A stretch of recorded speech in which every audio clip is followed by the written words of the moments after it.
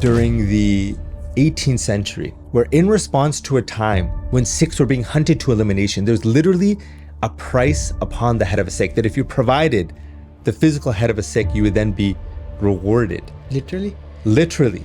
Sikhs were being hunted to almost elimination. Sikhs had to live in the jungles. They were fighting a guerrilla war against these tyrannical regimes. Sat Shri Akal Paji, welcome to Cancast Show. Sat Shri Akal Veer ji, a pleasure to be here, brother. ਕਿਵੇਂ ਹੋ ਤੁਸੀਂ? ਚੜ੍ਹਦੀ ਕਲਾ ਵੀਰ ਜੀ। ਕਿਵੇਂ ਚੱਲਦਾ ਪਿਆ ਅੱਜ ਕੱਲ ਸਾਰਾ ਕੁਝ? ਸਭ ਕੁਝ ਵਧੀਆ ਚੱਲਦਾ। It's an exciting time. It's a time of a lot of change and development. So it's good to share some of my views here today with you. Thank you for giving us opportunity. ਅੱਜ ਕੱਲ cold ਦੇ ਵਿੱਚ ਵੀ ਤੁਸੀਂ cold ਪਲੰਜ ਲੈਂਦੇ ਹੋ? ਹਾਂਜੀ, ਮੈਂ ਥੋੜ੍ਹਾ ਜਿਹਾ ਕਰਦਾ, ਪਰ it's a little bit of a... ਪਹਿਲਾਂ ਤਾਂ ਤੁਸੀਂ ਰੈਗੂਲਰ ਸੀਗੇ ਨਾ everyday? So I've been doing cold plunging for a while now. Okay. And I like to look at the research on it. And there's a lot of pretty clear research around it. It increases your mood, immunity, circulation. There's a lot of positive benefits to it. So I have a sauna in my backyard. Okay. So I'll do a sauna and then I'll do the cold plunging, go back to the sauna. I do this contrast therapy and it feels great. And I just noticed a lot of just overall well-being. It was a good experience. ਪਹਿਲਾਂ ਮੈਂ ਇਕੱਲਾ cold ਪਲੰਜ ਕਰਦਾ ਸੀਗਾ before, ਤੇ ਉਸ ਤੋਂ ਬਾਅਦ ਮੈਂ ਸੋਣਾ ਨਹੀਂ ਸੀ ਲੈਂਦਾ ਸੀਗਾ, ਪੂਰੇ ਦਿਨ ਮੇਰੇ ਮਸਲ ਟਾਈਟ ਰਹਿੰਦੇ ਸੀਗੇ. So this is interesting. So this is the regimen that if you want to get into cold plunge and heat therapy, this is what I like to do. Before I work out ਤੋਂ ਪਹਿਲਾਂ ਮੈਂ cold plunge ਕਰਦਾ. Then I'll go straight to a workout. Afterwards, I'll sauna. Oh, okay. So muscle relax or in there, right? Yeah. So there's a lot. So for sauna, there's a whole other discussion. But let's look at cold plunge initially. There's a really good research done by a professor named Susanna Soberg out of Sweden, I believe, and she did cold plunge and heat exposure. She looked at both. What I looked at is this, and what I've read is this: 11 minutes of cold exposure a week, and 60 minutes of heat exposure a week. So I did both. Okay. So I would try to do both. So I try to do 3 20-minute sessions in the sauna. Okay. And then I try to do in a week around 11 minutes of cold exposures. Okay. So a minute in the cold, or maybe 2 minutes in the cold. I used to just do the heat, then cold, then heat. Recently I've been doing this cold exposure and then working out. So I kind of play around with it and see what feels good for my body. Okay. But the science is clear, especially around saunaing. If you use the sauna 60 minutes a week, right, you will reduce your risk of facing a cardiac-related event by something like 50%. Okay. So it's like it's a very strong tool for your overall longevity. Right. And cold exposure has a variety of benefits as well, inclusive of immunity boosting, with your dopamine, with your mood. It makes you feel amazing. And also with this overall health and well-being. Right. ਮੈਨੂੰ ਇਨੀ knowledge ਨਹੀਂ ਸੀਗੀ in depth, ਕਿਉਂਕਿ ਮੈਂ ਸੋਚਦਾ ਸੀਗਾ ਸਿਰਫ cold ਪਲੰਜ ਕਰਕੇ ਆਪਾਂ ਪੂਰੇ ਦਿਨ ਇੱਦਾਂ ਰਹਿ ਸਕਦੇ ਹਾਂ, ਪਰ ਬਾਅਦ 'ਚ ਮੈਨੂੰ ਡਾਕਟਰ ਨੇ ਦੱਸਿਆ ਕਿ ਨਹੀਂ, ਤੈਨੂੰ ਬੋਡੀ ਤੇ ਨਾਰਮਲ ਟੈਂਪਰੇਚਰ ਤੇ ਵੀ ਜਾਣਾ ਪੈਣਾ ਹੈ. Yeah, so ਜੋ ਕੁਝ ਮੈਂ ਪੜ੍ਹਿਆ, and everyone, this is the big thing I always tell everyone, these kind of there's no perfect science around, like, what I believe is there's science and there's research around what's beneficial with respect to heat exposure and cold exposure. But you have to listen to your body. Right. So everyone's gonna have a different experience with it. If you're not having a positive benefit from cold exposure, then maybe you shouldn't do it. Like, you have to listen to yourself at the same time. So what I saw, what I've read about it is cold exposure is better in the morning. Right. Because your body's reaction to doing a cold exposure is to heat up. Right. That's what actually wakes you up. Right. Right. You should do heat exposure in the evening, because your response when you're overheated is your body wants to cool down. And that gets you better prepared for sleep, because your body's temperature needs to drop in order to get into a sleep state. I will try it. Yeah, so that's there's some of the things, you're a pretty fit guy, you're a pretty strong guy, so but I will try this. Yeah. So, for the recovery too, it's beneficial, right? And the other thing people forget about cold and hot exposure, if you're working out, you can't, or you should not do cold exposure something around 4 hours after. You should not do cold exposure until waiting 4 hours after you work out.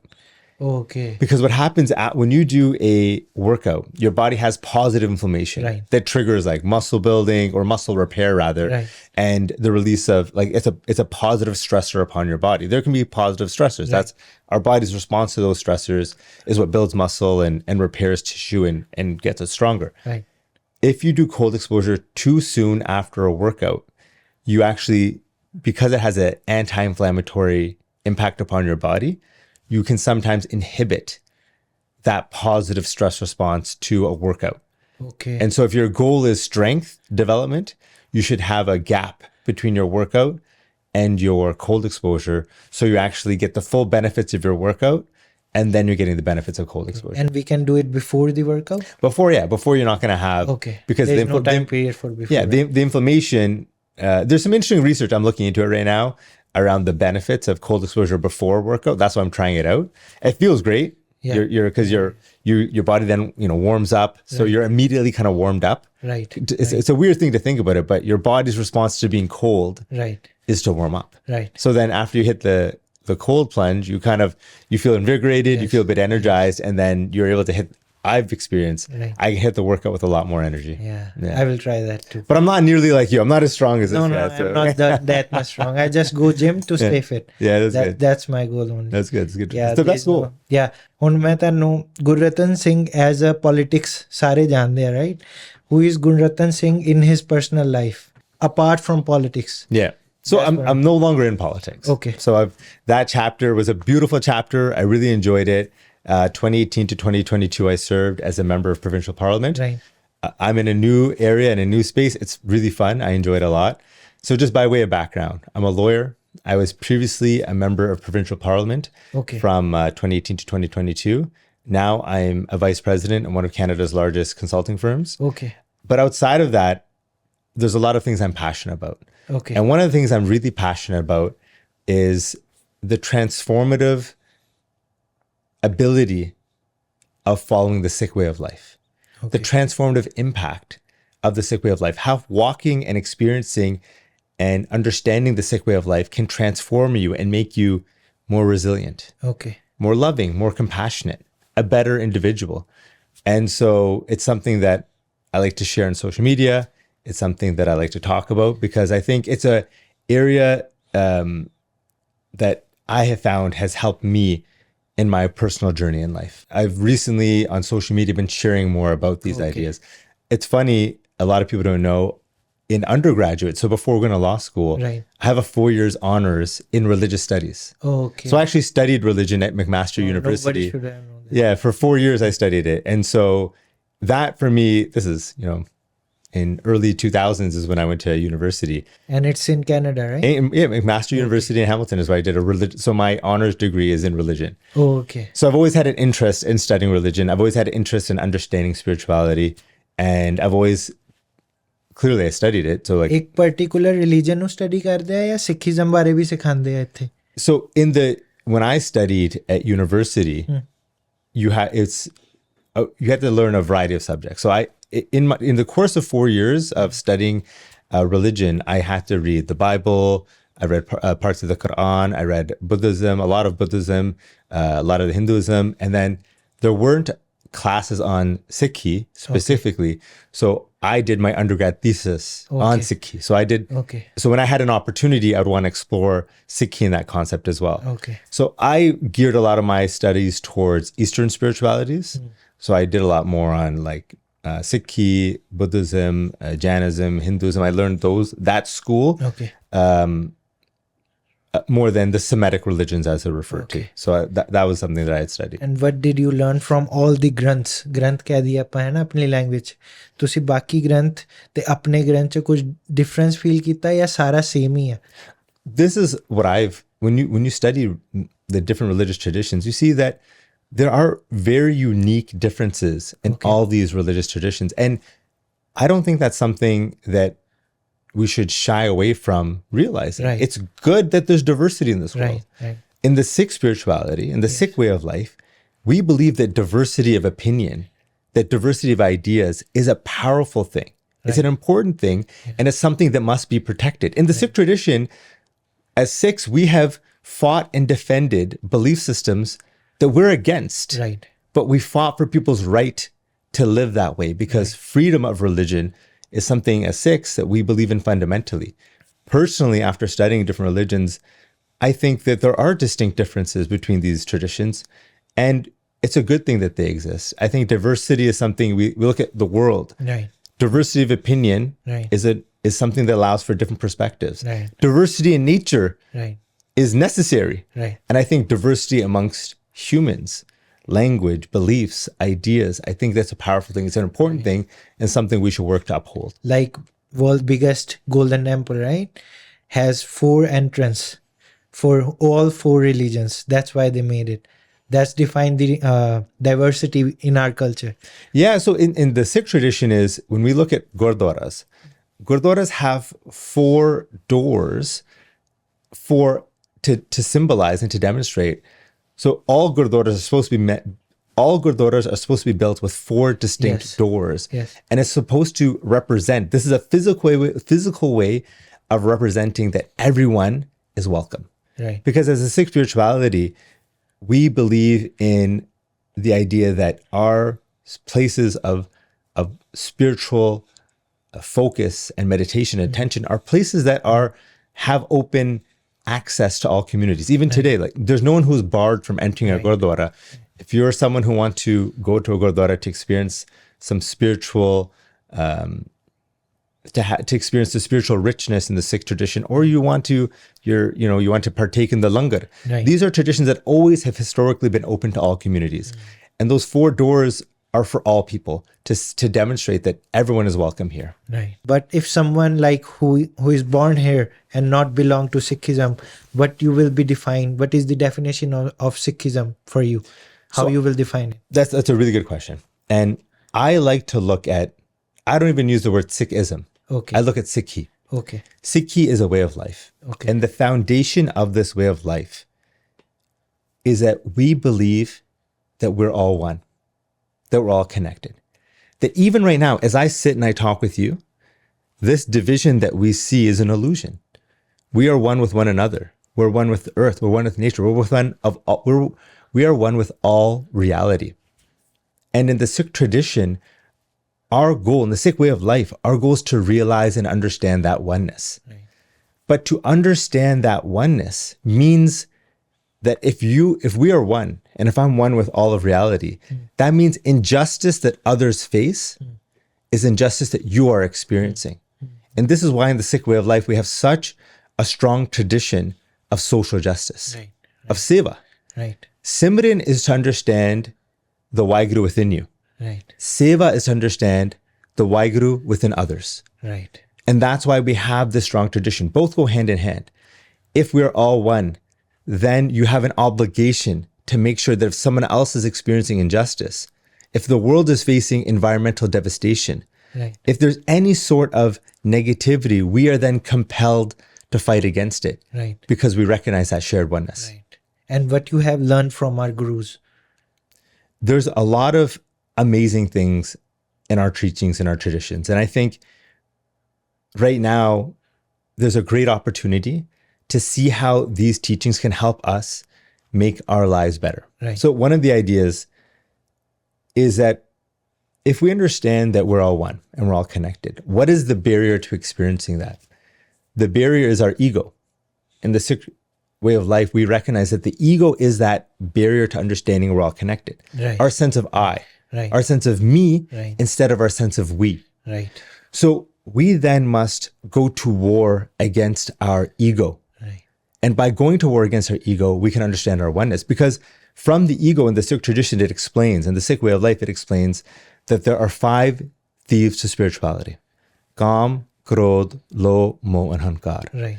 Lust, anger, greed, attachment, and egotistical pride. They're thieves to our spirituality because each of them robs from us something. So lust robs from us control of what we prioritize, Right. what matters in our life. Right. Anger robs from us peace because anger is like this fire that burns everything in its path. When there's anger, there's nothing but discontent. Greed robs from us To lose humanity. 100%. But what greed really, when I examine greed and what it robs from us is truly, greed robs from us contentment, because there's no way to satiate your want. Greed is something that once you get the thing you want, then you want the next thing. Desire is never able to be quenched.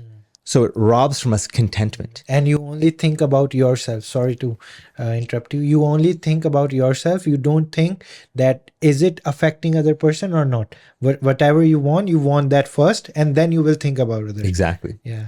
Attachment robs from us freedom, because we get shackled, we get bound down to the things that we're attached to. And egotistical pride robs from us the ability to grow. Right. Because if you want to grow, if you want to learn, you can't think you're better than others because you won't learn from them. Right. If you're so engrossed in your egotistical pride, you won't even learn from your own mistakes because you'll think you're always right. Right. So that's why these are 5 thieves to spirituality. And by battling the ego, we can overcome these 5 thieves of spirituality, overcome the ego and understand our oneness. ਇਹੀ ਚੀਜ਼ਾਂ ਹੁੰਦੀਆਂ ਆ ਜਿਹੜਾ ਪੂਰਾ human ਬਣਾਉਂਦੀਆਂ ਇੱਕ ਹਿਸਾਬ ਦਾ।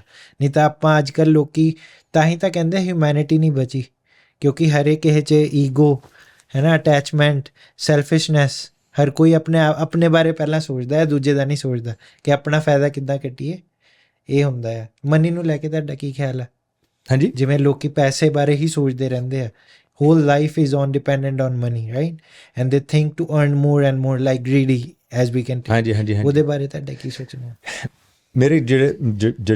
ਮੇਰੀ ਸੋਚ ਹੈ is that of course we need to be able to feed ourselves, right? Like we need to take care of our households, and we need to be able to take care of our families and exist. But when we talk about what our priorities are, if you chase wealth alone, if your North Star, if your focus is the accumulation of just wealth, then that is a goal that has no end. Right. Because there's always another level. There's another drive. So of course, like we need to have the ability to exist within society. But I think when people are just purely focused on that, you're not going to feel fulfillment. Because within that it's like a bottomless pit. And the more that you think you'll find peace in that number of what is success, right, ultimately it's something that there is no peace that can be found, because it's just it's a never-ending struggle for that. right. ਤੁਸੀਂ ਕੀ ਕਰਦੇ ਹੋ? ਜਿਵੇਂ ਸਵੇਰੇ ਉੱਠ ਕੇ ਸਾਡੇ ਹਿੰਦੂਜ਼ਮ 'ਚ ਆਪਾਂ ਪੂਜਾ ਕਰਦੇ ਹਾਂ ਨਾ, ਆਪਣਾ ਮਨ ਸ਼ਾਂਤ ਕਰਨ ਲਈ, ਤਾਂ ਕਿ ਜੋ ਵੀ ਸਾਡੇ ਥਾਟਸ ਚੱਲ ਰਹੇ ਆ ਰਾਤ ਦੇ ਜਾਂ ਪੂਰੇ ਦਿਨ 'ਚ ਉਹ ਕਲੀਅਰ ਹੋ ਜਾਣ। ਜਿਹੜੇ ਆਪਾਂ ਕਹਿੰਦੇ ਹਾਂ, ਕੀ ਕਹਿੰਦੇ ਆ, ਨਹੀਂ, ਇੱਕ ਆਸਨ ਤੁਸੀਂ ਕੁਛ ਇੱਦਾਂ ਆਪਣੀ ਡੇਲੀ ਲਾਈਫ 'ਚ ਕਰਦੇ ਹੋ? So what I'll share is the Sikh morning routine. And the Sikh morning routine is a really powerful way, and it is the foundation in many ways to how Sikhs go to war against their ego. And it starts with waking up before the sun rises, which is called Amrit Vela. This is a time of quiet, a time where you're not going to be interrupted by the day's activities. And it's a time for you to armor yourself spiritually. And it is the time to really connect the oneness that exists within each and every one of us. The second step is Ishnan. Ishnan means to get ready, to prepare yourself, to bathe yourself. And we believe in preparing ourselves physically along with spiritually. And there is a tradition in the Sikh way of life of bathing in cold water as a way to start your day. The third step is Simran. And Simran is that time where we work to understand the oneness that is within us and connects us to everything. It is meditation on this oneness, on this divine. The next step is our Nityanim, which is reading Gurbani, which are the spiritual teachings from our Gurus, from the Guru Granth Sahib. And this part of the day is such an important part of the day, because what it does is you're starting your day by getting the inspiration from our Guru, which is in the spiritual text of Sikh Guru Granth Sahib. And that is for us our North Star. It gives us the knowledge. It gives us the examples. It gives us the inspiration to go to war against our ego, to understand our oneness, and to improve ourselves. And then we end our morning routine with an ardas. And ardas is our time to really focus on what we are going to accomplish that day. It is that moment that we take to focus and make that appeal to the divine, to improve ourselves, to improve our weaknesses, and to set our mind, our intention for that day. That is the foundation of our morning routine. And I think it's a powerful way to help set our intention for that day, to ground ourselves in positivity, and to truly make sure that we're starting our morning in a way that makes sure that we are focusing on our spiritual strength. Right. Because once you're spiritually strong, you can accomplish anything. Right. And मैं सुनया भी है गुरु ग्रंथ साहिब जी दी most pure ग्रंथ ने, है ना? The knowledge within the Guru Granth Sahib Ji is meant to be, the Sikh spirituality is something that is meant to improve your life. And for Sikhs, we believe that by following the teachings of our Guru, which is the knowledge, which is the spiritual text, the Guru Granth Sahib Ji, which is the knowledge within this spiritual, within this spiritual entity. And by following this, the knowledge within our Guru Sahib, we are then given the guidance that we need to be our best selves, to go to war against our ego, to live a life of truth, of justice. Right.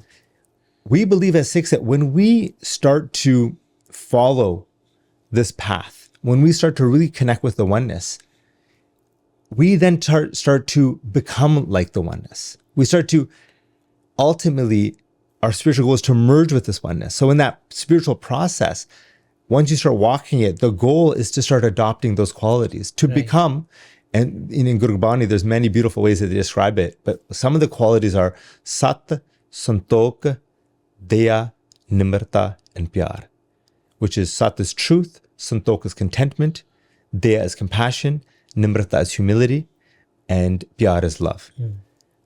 These are really powerful qualities that if we look at ourselves, how to improve ourselves, if we attach ourselves to truth, truth is not just living in integrity, being truthful to others, it's being truthful to yourself, to understand who you are and what matters. Contentment is understanding that we need to find peace in this moment, in the now. Right. Because otherwise, our minds are always attached to our actions of the past and our hopes for the future. Right. But when you live a life like that, you're never in the moment. When we talk about nimrata, humility is understanding that the universe doesn't revolve around us. We're just a speck of flesh on a piece of dust, flying around a spark of fire in an infinite universe. We are not the center of the universe. We are one with the universe. And the Sikh spirituality is to understand that oneness. Daya, which is compassion, is to understand that if we're saying that we're all one, we're all connected, then we have an obligation to uplift others, to be compassionate to others, to have that sense of connection and responsibility to help others. And pyar is love. Love is one of the most powerful emotions in this universe. And if we attach ourselves with love, then we'll make sure that our actions are motivated by something which is not selfish, but selfless. Because love is when you give that emotion to another individual, when you care for another, and you'll do anything to help that individual. Right. That's what we want to foster with all humanity. Right. एक question मैं ਤੁਹਾਨੂੰ honest answer ਜਾਨਣਾ ਹੈ ਉਹਦਾ ਕਿ ਤੁਸੀਂ 3 things ਜਿਹੜੀਆਂ ਗੁਰੂ ਗ੍ਰੰਥ ਸਾਹਿਬ ਜੀ ਤੋਂ ਸਿੱਖੀਆਂ ਹੋਣ ਤੇ ਆਪਣੀ ਡੇਲੀ ਲਾਈਫ 'ਚ ਉਹ ਅਪਲਾਈ ਕਰਦੇ ਹੋ honestly I want to know, right? Because everyone like me also, ਮੈਂ ਆਪਣਾ ਹਿਸਟਰੀ ਪੜ੍ਹੀ ਆ, ਆਪਣੇ ਗ੍ਰੰਥ ਪੜ੍ਹਿਆ, ਪਰ ਕਈ ਚੀਜ਼ਾਂ ਮੈਂ ਆਪਣੀ ਡੇਲੀ ਲਾਈਫ 'ਚ ਨਹੀਂ ਕਰ ਪਾਉਂਦਾ. ਲੈਟਸ ਸੇ ਗ੍ਰੀਡੀ ਆਪਾਂ ਸਾਰੀ ਅੱਜ ਕੱਲ੍ਹ ਹੈ ਨਾ ਬਿਲਸ ਪੇ ਕਰਨੇ, ਕਈ ਵਾਰੀ ਆਪਾਂ ਸੈਲਫਿਸ਼ ਹੋ ਜਾਂਦੇ, ਆਪਣਾ ਸੋਚ ਲੈਂਦੇ ਹਾਂ. What are the 3 things you apply every day in your life from Guru Granth Sahib Ji you have learned? I'll talk about the 3 things that I try to apply, because there's of course, as a human being, I'll be the first to admit there's a lot of place I need to improve myself. And these are the 3 ideas I find very powerful. One is this idea called Dukhdaru. Dukhdaru is written in Gurbani, and it's an idea within the Sikh spirituality, the Sikh way of life. Dukhdaru is to look at pain as a medicine, as pain as a lesson. So if you look at your own life, think of all the times that when you've experienced pain, you wanted to grow in response to it. Right. Or you experience a great moment of pain and you realize you need to change your life for the better. Pain can be some of the greatest lessons that life teaches us. And on the opposite, sukh can be, joy can sometimes, that materialistic joy can be a disease. Because when we're in those moments of pure happiness, material happiness, we think that we're truly happy, Right. but it's actually that superficial material happiness that is just fleeting. Right. So this idea of pain being medicine is something which I find so powerful because it teaches us to look at the lessons that life provides, even during tough times. Another really powerful idea that is in the Sikh tradition, there is a beautiful piece of Bani written by our 10th Guru, Guru Granth Singh Ji. And at the end of it, it says, "In the might of battle, may I die struggling." Not victorious, but struggling, jujana. And for me, it's so powerful of an idea because it teaches us that the destination is in the struggle. It is ultimately, we cannot control the outcome of our actions, Right. but we can control the input. We can control how much we put into improving ourselves or into working to create more justice or into working to create a better world or society. Right.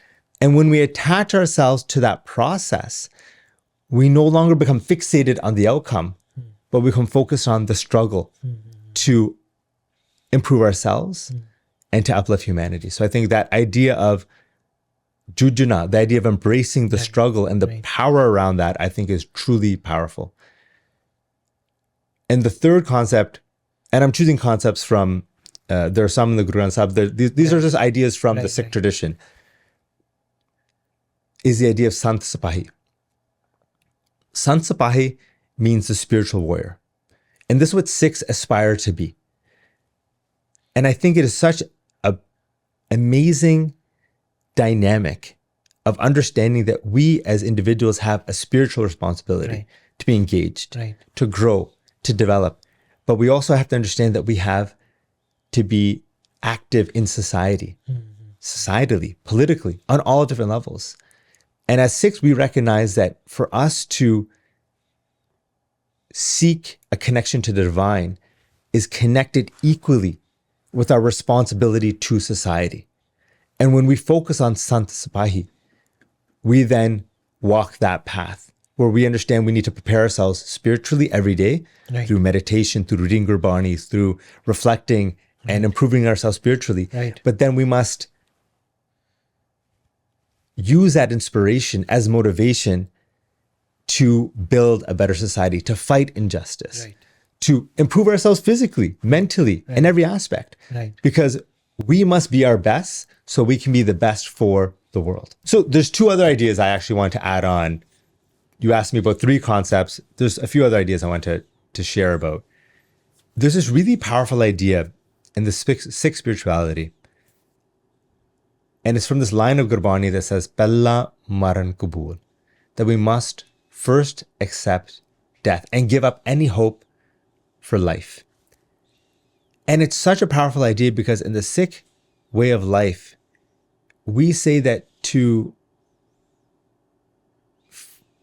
in the Sikh way of life, we recognize that for us to begin this spiritual path, to begin the spiritual journey, we must first accept death. But death of what? And what we're accepting death of is death of the ego. Because ultimately, if we want to experience this oneness, we need to first accept that this Gurratan Singh is not going to be here forever. Right. We're all going to be gone at one point. And we don't know when. We don't know when. And we think, for many of us, that it's never going to happen. We don't confront this fear. And for many of us, it is the greatest fear. And when you can conquer and accept, because the first step in overcoming something is accepting it. When you can accept death and give up this hope of not life, but this egotistical life, then you can truly begin this spiritual journey because you recognize your own impermanence and you recognize that for us to strengthen ourselves spiritually, we need to aim to understand to that which is forever permanent, that connection that we all share. And then we are not afraid of anything like Sidhu Moosewala did, right? He did accepted his death before going. Like he always say on the stage too, that मैनू नहीं पता मेरी life किन्नी है ना या कौन मैनू कदों मार जे. ਤਾਂ ਹੀ ਉਹ ਉਦੋਂ ਜਦੋਂ ਆਈ ਵੀ ਸੀਗੀ ਉਦੋਂ ਵੀ ਡਰਿਆ ਨਹੀਂ ਸੀਗਾ. When you are able to, that is the greatest fear for so many people. And when you conquer that fear, what holds us back in life?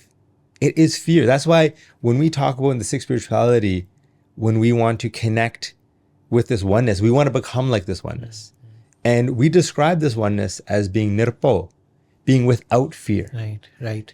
And what does that mean to be without fear? Right. How many times in our lives have we been limited because of our fears? Fears of failure, fears of what others will say, fear of us thinking that we're not good enough.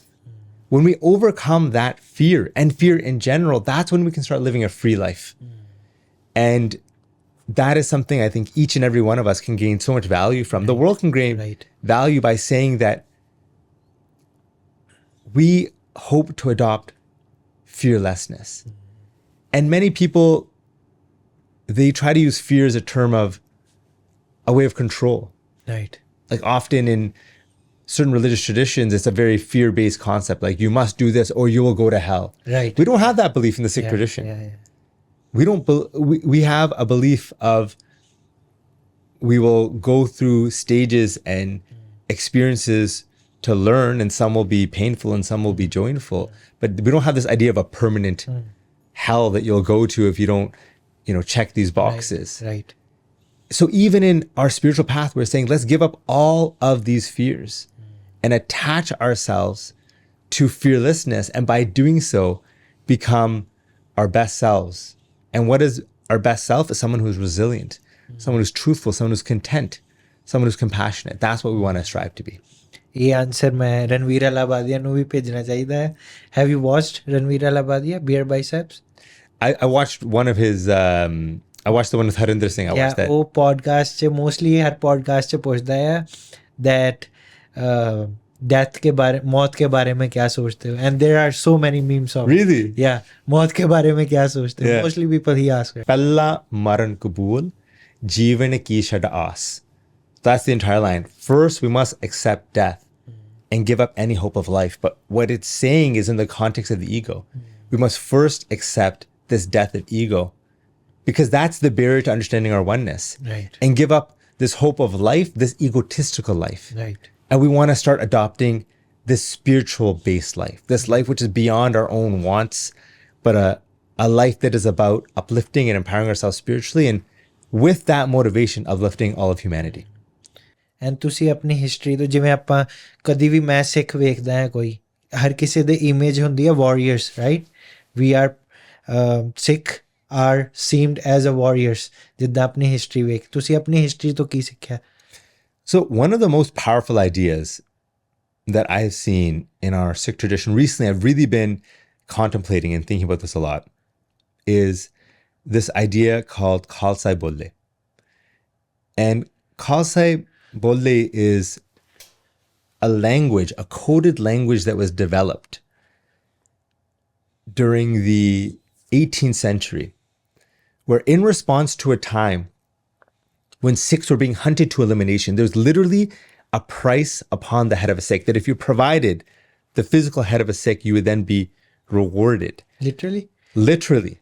Sikhs were being hunted to almost elimination. Sikhs had to live in the jungles. Wow. They were fighting a guerrilla war against these tyrannical regimes.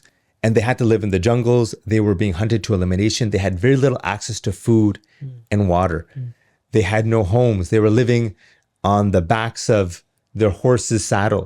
Or if they had no saddle, they were running by foot or living by foot. Right. And they were fighting back against tyranny. And during this time, they developed this coded language called Khalsa Bolli. And in this language, everything that was negative was reinterpreted into a positive. So if someone was blind, they would call that person Surma. They would call that person a brave warrior. If someone had one eye, they would call that person Lakanitar, that they had the vision of 100,000. Everything that they received, they would look at in a positive context. So if they were given very meager food of raw chickpeas, they would call it something really royal and opulent. We know in Punjab, badams are considered, almonds are considered very rich food. So they would call raw chickpeas badams. If they had a sip of milk, they would call it drinking the ocean, samundar. That's how they referred to it. And the purpose of this language was to look at everything from a negative perspective in a positive lens. And it stemmed to a language that is still used today. So during this time, there'd be very few Sikhs because Sikhs were being hunted to elimination. So if you saw Sikhs, it'd be a very rare moment in some cases. Right. And if they saw a group of Sikhs, they would say, Faujan aaya, that the army has come. Yeah. And that group would probably be a small group of Sikhs. Right. And if they saw one Sikh come, they would say, Sawa lakh aaya, Right. that 125,000 have come. Because they want to say and demonstrate the resilience that they had, that despite that there were small numbers at that time, there was actually so much strength within these small numbers because these were individuals who were working to uplift one another, to fight injustice, Right. and to oppose tyranny. And from those ideas, there's so much more that we can learn. So the idea of Savalak is such a powerful idea. Right. And it's the idea that one person has the ability to do battle against 125,000 others. If I'm not wrong, Guru Gobind Sahib Ji ne kya sikhaya? Guru Granth Singh Ji had said, Savalak se ek lada. Yeah, right. And from that, there is now a tradition of looking at a Sikh to say, what is your potential to do battle against 125,000? But if you think of what does it mean to do battle? Battle is not just a physical thing. Right. It's a mental thing. Right. It's strategy. It's a spiritual thing. Your resolution, your confidence, your strength internally, Right. along with the physical thing. So if we look at that idea and we apply it to our lives today, imagine how much it could improve us if we look at the idea that how can we embrace this Savalak mind state where one person can say, I have the ability of 125,000 others. I have the ability to serve others, to uplift those who need upliftment as much as 125,000 others could. Or I have the creativity or the motivation, or I have the ability to fight injustice Right. in the same way that 125,000 others could. These concepts, despite being concepts that were developed hundreds of years ago, they have so much application today. Even when you ask a Sikh how they're doing, a Sikh will say to you, Chaddi kala. Chaddi kala. Chaddi kala means that I have rising spirits in the context of adversity. I have rising spirits in the face of adversity. This was a language that was used during this time where a Sikh would meet another Sikh and they could be maimed, they could be injured, they could have lost loved ones. But despite that, they'll say, how are you doing? And they say, I'm in Chaddi kala. My spirits are still rising, because they wanted to demonstrate that in face of all the adversity that they faced, Right. that their spirit was unbroken, that they were still strong. And if we look at that concept today, it's to say that we need to embrace Chaddi kala day to day. How do we embrace Chaddi kala? How do we make sure we have rising spirits in the face of adversity? Because we know that if you can maintain a positive mental outlook, there's truly nothing you can't overcome. And for Sikhs, this language is something that I think even today, the world can benefit from adopting a Chaddi kala mindset. Right. The world can benefit from adopting a Chaddi kala mindset. The world can benefit from an idea of embracing a Savalak mindset. Right. These are ideas not just for the Sikh community, these are ideas for the world to improve us all. There's another really beautiful idea called Hanne Hanne Mir. And it's the idea to say that there's a king in every saddle. So when Sikhs were fighting back against this tyranny, Right. they would say this term, Hanne Hanne Mir, to say that each and every person is inherently divine. This is in a context where people were being told that they're low because of their caste. Right. Or they're being told they were low because of their religion. Right. Or whatever background. They're being told they were low because they were a woman. Yeah. Or whatever reason. In response, Sikhs would say, Hanne Hanne Mir, that every one of you, you are actually a king. You are a queen. You are divine. Right. Because as a Sikh, we believe that that oneness is existing in every single person, despite what people will say is something that should lower you. We as Sikhs say, no, we are all equal, because that oneness equally resides in all beings. Right. someone shared this with me, really cool idea, and I never understood it until he shared it with me today. When you are in a langar hall, people are giving langar and they're serving everyone equally. Right. And they'll often say, Dal Waheguru Ji. Or they'll say, Dahi Waheguru Ji, or right. Jal Waheguru Ji, whatever they'll say, Prashade Waheguru Ji. Right. What they're saying is, you too have that divinity within you. Right. Because as Sikhs, our goal is to connect with Waheguru, right. to become one with Waheguru. Right. So we're calling other people Waheguru Ji because we are recognizing that oneness in all beings. एक line भी है हर के च रब वसदा. Har ke Rab vasda. 100%. This is the root of why we believe in this revolutionary egalitarian society as Sikhs. We believe in this oneness. We believe in fighting tyranny. All stems from this idea that we are all one, that we are all connected. Right. And this idea of Khalsa Bolli is such, I think, a amazing representation of that oneness and how it was adopted in a language right.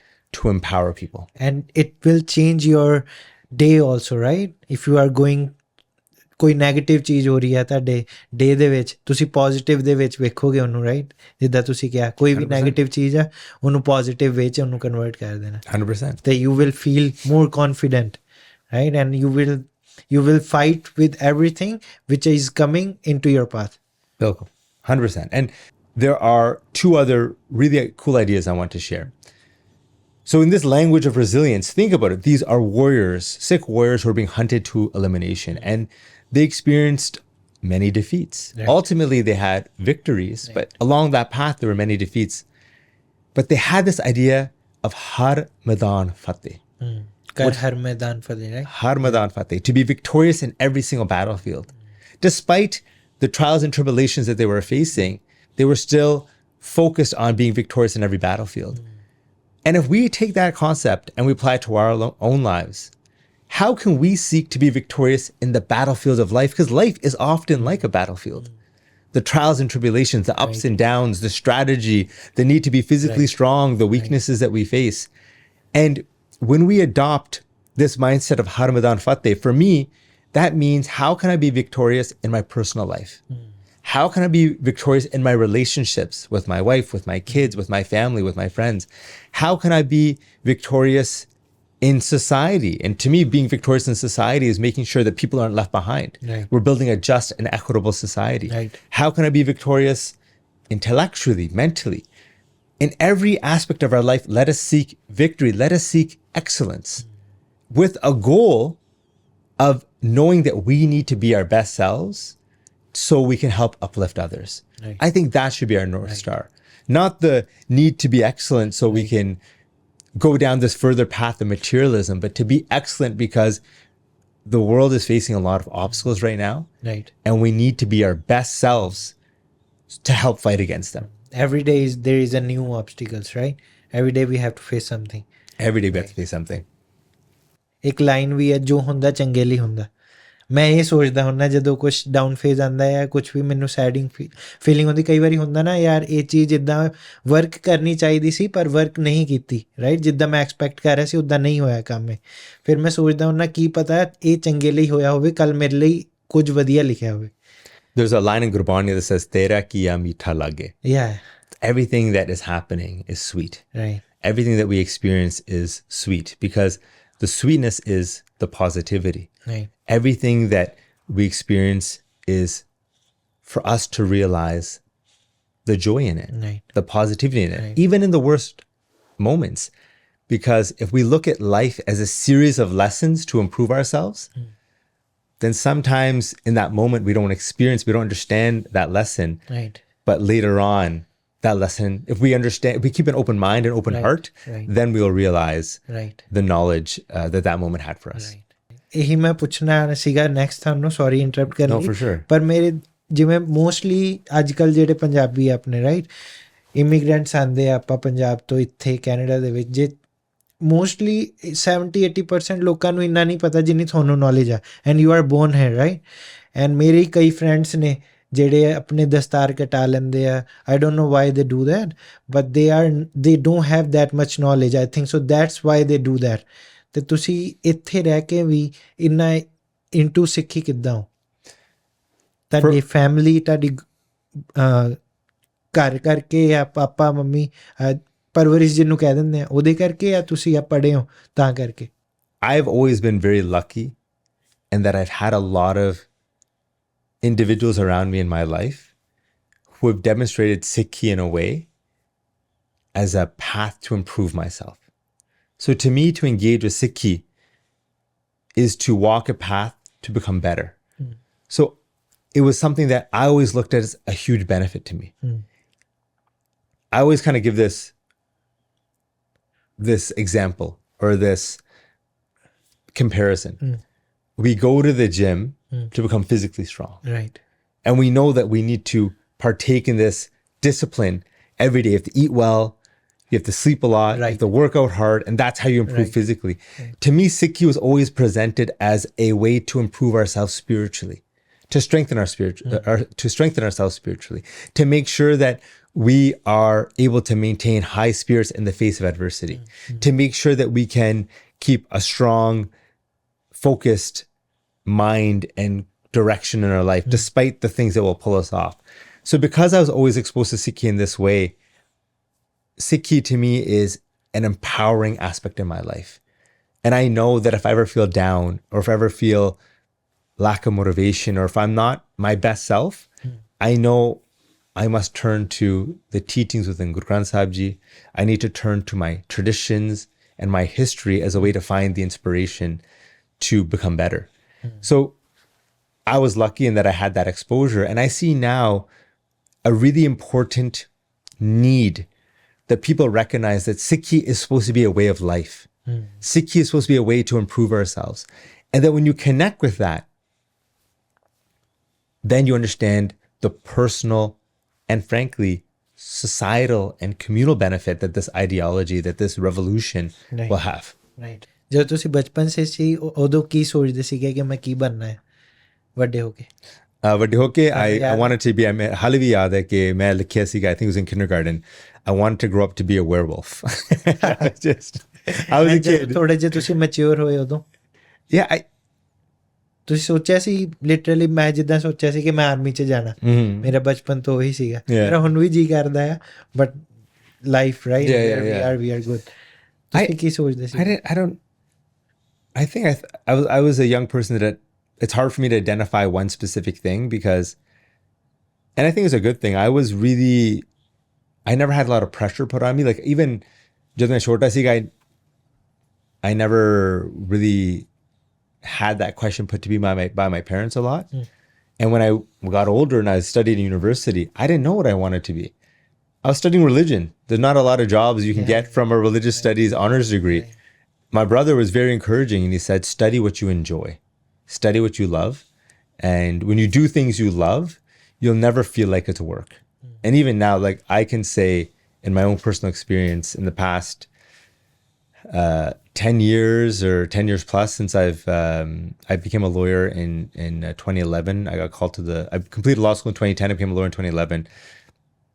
From then till now, I've never really felt the burden of work because the work I did was something genuinely I was always really passionate about.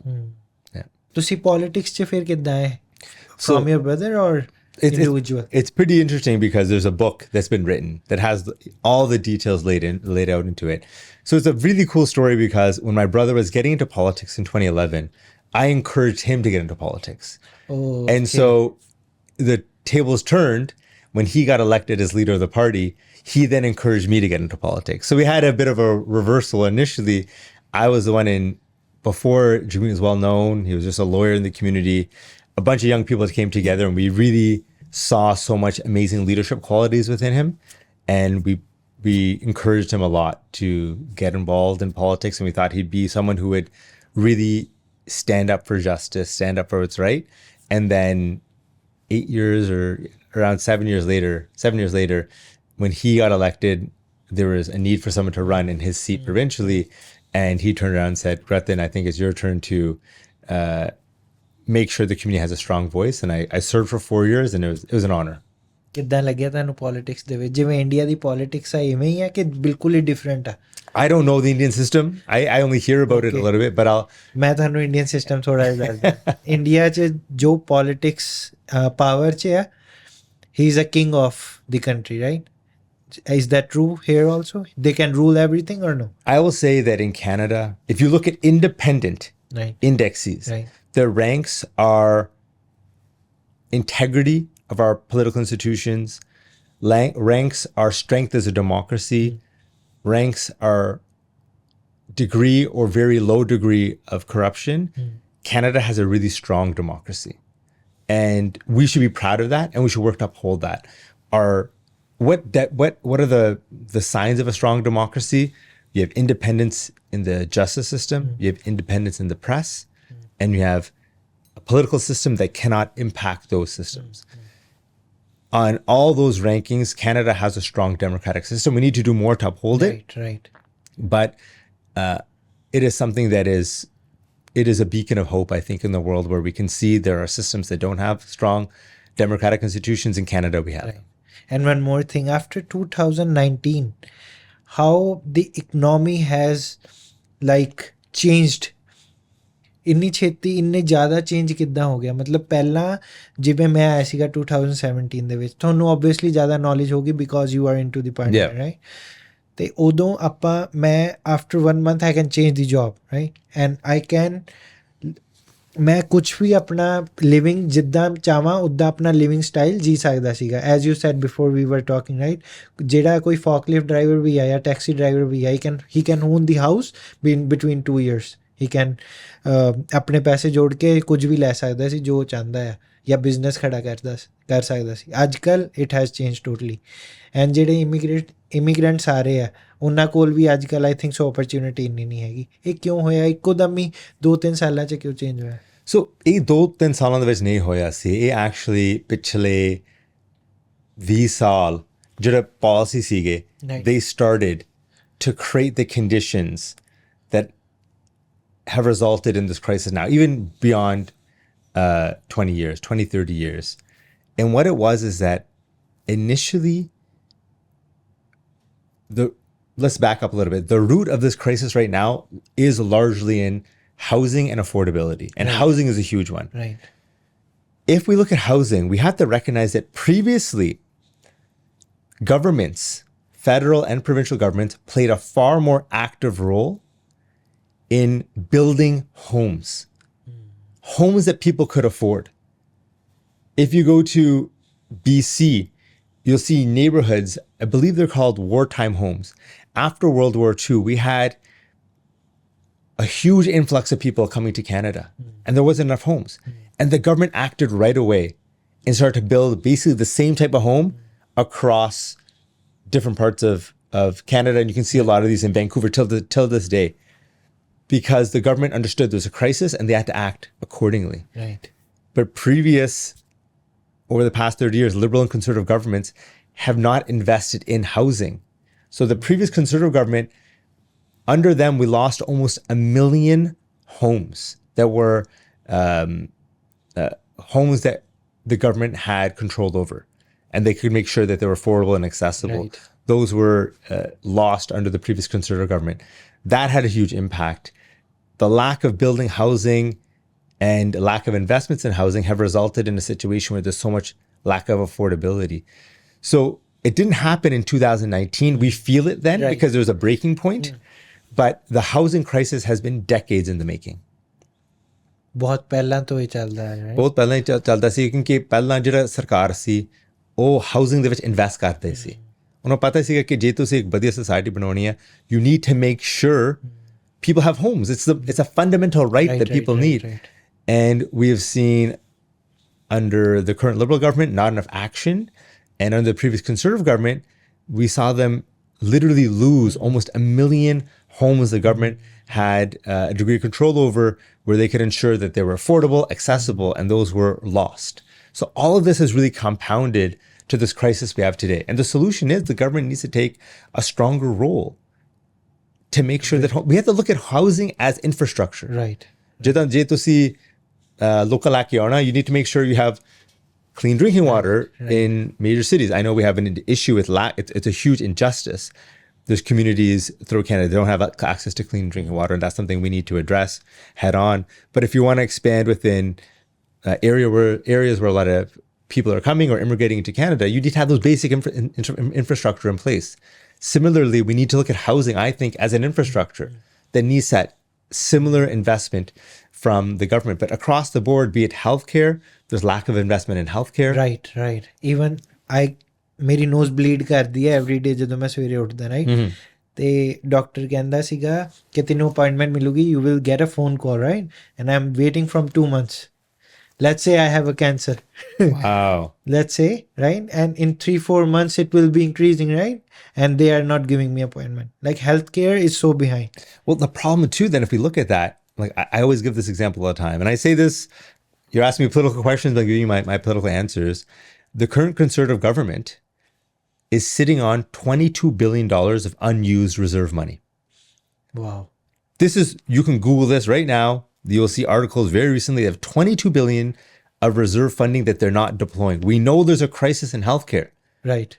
They should be investing that money into our hospitals. Instead, they are privatizing our healthcare system. When you privatize the healthcare system, these research papers have come out that have demonstrated that it's going to be more expensive when you have a privatized system because you have to factor in now profit. Right. It's a private system. Right. But when you have a non-profit healthcare system, it's more affordable because it's just care for people as opposed to that profit margin. ਪਰ ਇਹ ਤੁਹਾਨੂੰ ਲੱਗਦਾ ਕਿ ਠੀਕ ਹੋਊਗਾ ਜਲਦੀ ਜਾਂ ਇਹਨੂੰ 15-20 years ਲੱਗ ਜਾਣਗੇ? ਮੈਨੂੰ ਤਾਂ ਲੱਗਦਾ ਹੈ it will take more than 20 years, right? I am an optimist. I'm someone who I can't help but think that Canadians will come together in a positive way. We will advocate, we will push government, we will put in policies that'll help make life more affordable. When I see the stuff my brother is doing on pharmacare, on making medication available to people who have diabetes, that's a huge thing. That's going to be a huge light like that. That's going to be a huge cost saving. Dental care for people. That's going to be a huge cost saving. It's people, a lot of people, ਤੁਹਾਨੂੰ ਪਤਾ ਪੰਜਾਬ ਜਾਂਦੇ ਨੇ ਕਿ ਤੁਹਾਨੂੰ help ਦੀ ਲੋੜ ਹੈ ਕਿਉਂਕਿ ਇੱਥੇ afford ਨਹੀਂ ਕਰ ਸਕਦੇ. 95% Indians go back to India for the dental. That's an issue. And now because of the policy of dental care that the NDP is bringing federally, they'll have access to that dental care here. These are affordability issues too. I believe that government has a role to take care of people and make sure that we're investing in those systems to make more equality. We don't create a better society when we have very few super rich and a huge gap and then people who are poor. When we have a more equal society, that's where everyone can thrive. And I feel that those who have more can give a little bit more to make sure we live in a better Canada. And I think if we bring in those policies, I'm an optimist. I see right now times are tough. I don't at all deny that, but I'm hopeful that we'll come together and make those right decisions. It's going to be tough for a bit for sure, but I'm always, I think in the end, goodness wins. And I'm hopeful for the same situation for Canada. And the immigrants too. People, Canada, ਇੰਨੇ sources ਨਹੀਂ ਹੈ Canada को इस time, पर immigrants ਇੰਨੇ ਜ਼ਿਆਦਾ ਆ ਰਹੇ right? ਤੇ immigrants ਉਹ ਰੋਕਦੇ ਵੀ ਨਹੀਂ ਆ ਮਤਲਬ ਕਿਉਂਕਿ ਇਹਨੇ ਐਡ ਪਾਈ ਸੀਗੀ ਗੁਰਕੀਰਤ ਨੇ ਪੋਸਟ ਐਡ ਕੀਤੀ ਸੀਗੀ for 1 room yesterday and he have got more than 50-60 messages. Wow. Right? Well, ਦੋ ਗੱਲਾਂ ਨੇ ਤੇ ਜੇ ਆਪਾਂ ਦੇਖਦੇ ਹਾਂ the demographics in Canada, we need immigration. We have an aging population. We need to make sure that we have people here to work for our workforce, for our economy and everything. So it's an interesting situation we're in where often immigrants are getting the blame, but our economy requires immigration. The problem is that these conservative and liberal governments are not investing in our healthcare and our housing and in infrastructure to accommodate the need for immigration that we have. So it's definitely a situation we need to recognize the positive impact of immigration. We literally need immigration. Canada has an aging population. We will not be able to sustain our economy but for the inclusion of more people. Right. But we also have to recognize that it is not fair. We're not doing a just system when people come and we are not providing them with the resources, the access to housing and healthcare that they require. Right. And एक मैं थोड़ा ਜਿਹਾ question ਤੁਹਾਨੂੰ ਪੁੱਛਣਾ ਚਾਹੂੰਗਾ, if you are comfortable, ਤੁਸੀਂ always ਆਪਣੀ community ਲਈ ਸਟੈਂਡ ਕਰਦੇ ਹੋ ਜਦੋਂ ਵੀ ਕੁਝ ਹੁੰਦਾ ਆ, ਕੁਝ ਵੀ ਗੱਲ ਹੁੰਦੀ, ਜਿਵੇਂ let's say farmer protest, or let's say 2 years ago when everything happened, right, for the ਹੱਕਾਂ ਲਈ ਆਪਣੇ ਗਏ ਸੀਗੇ ਦਿੱਲੀ, ਤੁਸੀਂ ਆਲਵੇਜ਼ ਸਪੋਰਟ ਕਰਦੇ ਹੋ। ਤੁਸੀਂ ਕੀ ਮਤਲਬ ਸੋਚਦੇ ਹੋ ਕੀ ਹੁੰਦਾ ਪਿਆ ਆ, ਕੀ ਤੁਹਾਡੇ ਦਿਮਾਗ 'ਚ ਕੀ ਇਮੇਜ ਆ, ਬਿਕੋਜ਼ ਤੁਸੀਂ ਇੱਥੇ ਰਹਿੰਦੇ ਹੋ, ਰਾਈਟ, ਕਿ ਕਿੱਦਾਂ ਉਹਨਾਂ ਉੱਥੇ ਸਾਰਾ ਕੁਝ ਵਰਕ ਕਰਦਾ ਪਿਆ? ਤੋ ਜਿਹੜੀ ਮੇਰੀ ਸੋਚ ਹੈ ਕਿ ਸਭ ਤੋਂ ਪਹਿਲੀ ਗੱਲ ਇਹੀ ਹੈ ਕਿ as a person, as a Sikh, as a Canadian, we have an obligation to speak for justice. I have so much love for my community. Anywhere in the world, if there's injustice, we have an obligation to speak out against it. And when I see something that is so glaringly unjust, like what was happening, and it's continuing to happen with farmers in Punjab and across India, I think we have an obligation to stand up for truth and justice. And so I've done that. I'll continue to do that, because I think it's not only the right thing to do, but I think we saw, especially in the last farmers' protest, that the international voices that were raising their voices was actually having an impact. Right. Because that global awareness was putting a degree of pressure and a degree of attention.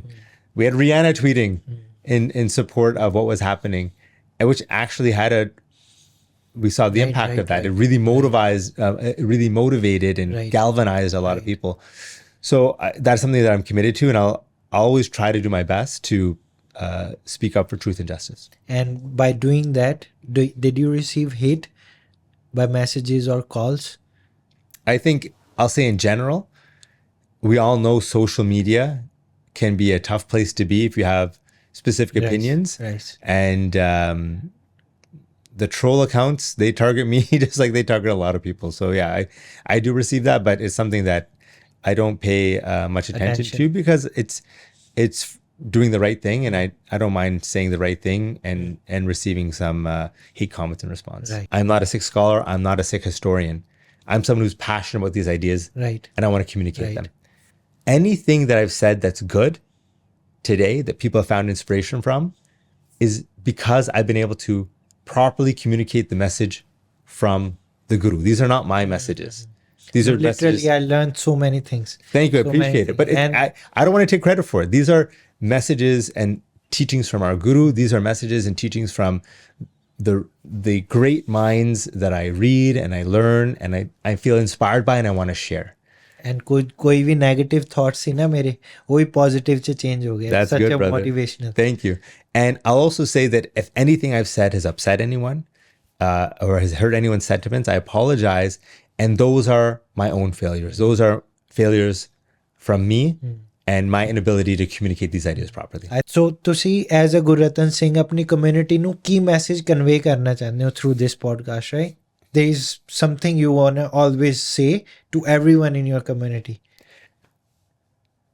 We've talked about a lot of cool ideas today. It's been a really great conversation.